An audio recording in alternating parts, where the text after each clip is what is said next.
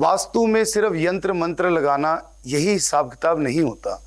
वास्तु का मतलब बहुत डिफरेंट होता है कि हम एक जगह की एनर्जी को एक व्यक्ति के साथ अलाइन करें और उस व्यक्ति की पीड़ा को हम कहीं ना कहीं दूर करें। लेकिन आज की डेट में मैक्सिमम वास्तु कंसल्टेंट सिर्फ मोनेटाइजेशन के पीछे ही है। जितना पैसों के पीछे भागोगे उतना पैसा दूर भागता है, जितना व्यक्ति की लाइफ को चेंज करने के पीछे भागोगे पैसा उतना आपके पास आता है, ऑटोमेटिकली पास आता है। आज की डेट में लाखों लोग वास्तु सीख रहे हैं, लाखों लोग, लेकिन ऑथेंटिसिटी कहां पर है? आज भी लोगों को नहीं पता कि साउथ ईस्ट के अंदर कौन सी टेप लगानी है, कौन सी पत्ती लगानी है। या यूं कहें कि 99% लोगों को सिर्फ इतना ही पता है कि यहां पर टेप लगानी है और पत्ती लगानी है। प्रॉब्लम सॉल्विंग के ऊपर कोई व्यक्ति काम करता ही नहीं है। आप प्रॉब्लम किस हिसाब से सॉल्व करोगे, कब सॉल्व करोगे? और सबसे बड़ी चीज, किसी व्यक्ति के जीवन को अपलिफ्ट कैसे करोगे? सबसे बड़ा एजेंडा मेरा जो है वो सबसे पहले आपको यह बताना कि आपको काम करना कैसे है और किस व्यक्ति से कितने पैसे लेने हैं। स्टारबक्स के जो फाउंडर है हॉवर्ड शॉल्स, उनकी एक दिन मैं ऑटोबायोग्राफी पढ़ रहा था, सारा रिसर्च कर रहा था। अच्छा लगता है किसी व्यक्ति ने कैसे अपने आप को राइज किया। उस व्यक्ति की एक ही जिद थी कि कॉफी तो हर व्यक्ति बेच रहा है, लेकिन कॉफी को व्यक्ति के जीवन का हिस्सा बनाना, घर से लेकर ऑफिस तक के रास्ते के अंदर के उस इमोशन को जोड़कर रख देना। आप सब लोगों को पता होगा कि फॉरेन कंट्रीज में यही मेजर पैटर्न है। व्यक्ति घर से निकलता है, स्टारबक्स की कॉफी लेता है, अपने ऑफिस जाता है, जाते जाते पीता है। कोई फैंसी कप्स नहीं देते, कोई ग्लास के कांच के मग्स नहीं देते, आपका उसमें नाम लिख देते हैं and yes that's your coffee. व्यक्ति का टेस्ट डेवलप कर दिया, उसके जीवन का एक हिस्सा बना दिया। एक्चुअल में वो व्यक्ति ने क्या दिया? वो व्यक्ति ने सबसे पहली चीज दी एक इमोशन कि it's not just a coffee, it's your pre office thing. Second thing उस व्यक्ति ने क्या दिया? उस व्यक्ति ने उसी के अंदर आपको एक लग्जरी भी दी। एक व्यक्ति ऑफिस जा रहा है, पैदल जा रहा है, मग पकड़ा हुआ है और चलता चला जा रहा है। वो अपने आप में ही ऐसे बन के जा रहा है कि भैया मैं स्टारबक्स की कॉफी हाथ में लेकर जा रहा हूं। तो उसने उसको साथ में रॉयल्टी भी दी, जिसने लोगों के सबकॉन्शियस को चेंज करके अपने आप को एक हायर पिच में रखा। लोगों ने अपने आप को खुद से हायर पिच में मानना शुरू कर दिया। और साथ ही में शॉल ने जो सबसे बड़ा एक रोल प्ले किया, वो ये प्ले किया कि इन दोनों चीजों को एम्बेड करके एक व्यक्ति की लाइफ का हिस्सा बना दिया और उसकी लाइफ को ट्रांसफॉर्म करने की भी कोशिश करी कि yes it's not just a coffee, it's your personalised coffee. क्या हम लोग वास्तु सच में ऐसे करते हैं? हम लोग वास्तु करते हैं, एक व्यक्ति आ गया, मुझे नए घर का नक्शा बनाना है। ऐसे आते हैं लोग, नए घर का नक्शा बनाना, बना देंगे जी। तो हमारे पास जब कोई एक व्यक्ति आ गया कि मुझे नए घर का नक्शा बनाना है, हम लोग अक्सर क्या करते हैं? हम लोग सिर्फ उसको बोलते हैं हाँ जी घर का नक्शा बना देंगे, 5,000 रुपये लगेंगे, 10,000 लगेंगे, 15,000 लगेंगे। इमोशन कहाँ है? Where is the emotion? कोई व्यक्ति आपको क्यों पैसे देगा? और इसमें मैं आप लोगों से इंट्रोड्यूस कराना चाहूंगा अंकिता मैम को। थर्ड डे हम फैक्ट्री विजिट पर जा रहे हैं। इन्हीं की फैक्ट्री विजिट पर हम लोग थर्ड डे जाएंगे। She is from a very good reputed family और इन्हीं की हम फैक्ट्री का काम तीसरे दिन करेंगे, जिससे हमें बहुत बेहतर चीजें सीखने को मिलेंगी।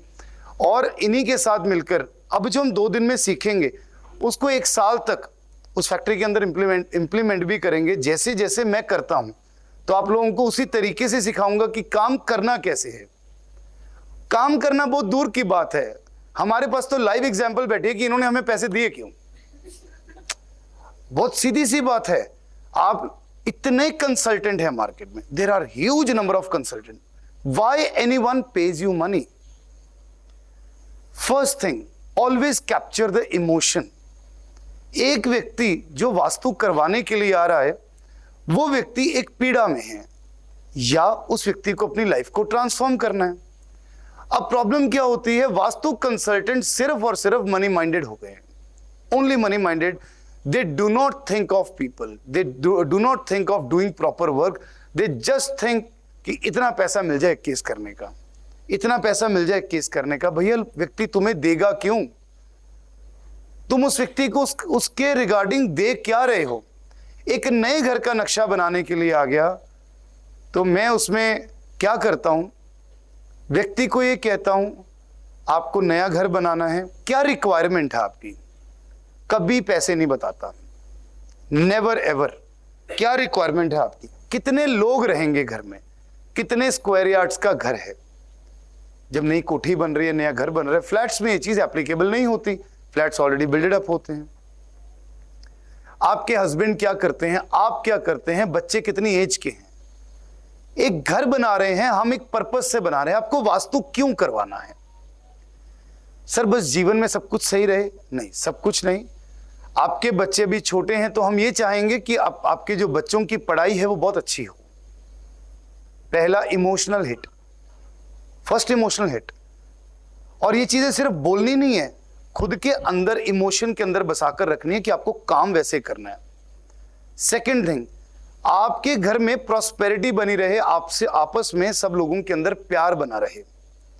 तीसरी चीज, आपके हस्बैंड या आप जो भी काम कर रहे हैं उसमें आप और ज्यादा ग्रो करें, इस घर के अंदर रहकर आप अपनी लाइफ को और चेंज कर पाएं. तो वी आर रियली सॉरी, हम सिर्फ वास्तु नहीं करते, हम लाइफ ट्रांसफॉर्म करते हैं.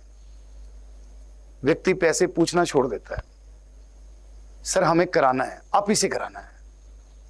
अभी तो मैंने सिर्फ बहुत शॉर्ट में 2-3 लाइनें बताई हैं, लेकिन वहीं पर जब हमारे पास कोई नक्शा आता है, आप लोग क्या कहते हो, 10,000 रुपये लगेंगे नए घर का नक्शा बनाने के लिए, 20,000 लगेंगे. वो व्यक्ति सिर्फ कैलकुलेशन, मोल भाव देख रहा है.